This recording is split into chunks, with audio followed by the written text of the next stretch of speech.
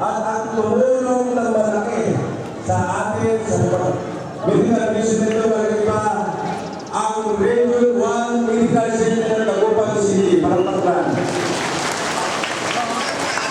Yan ang direktor doon ay mga iba ang kaibigan natin si Direktor, si Dr. Rolando Mejia. Gusto ko patinte, marami, alam nyo, marami nagkikisama, mga kumpare ko, galing pa ng Davao, galing pa ng Manila, galing pa ng San Pablo, galing pa ng Tarlac, andito pa sila. Ang isa ron, yung mga nagtatrabaho ko, galing ko ng Davao, mga kaibigan ko yan. Hindi ko na makinig ko sila na. Kasi ito yung mga sandiyan ko.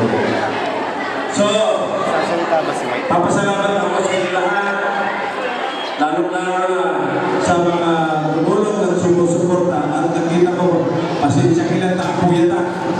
Tapos ko, ulit ang harapan siya ako. Ang tayo, pinagharana ng panininda ng raspato ng kuman in-expect. Ang kora man in-expect, dito ang kalis ang petesan sa ibang ko. Oh Lord, senta, aliwanan na ay karap na. Hanta malaya. Agda ni aliwanan. Agda ni aliwanan. Kaya salamat niya, Barbara.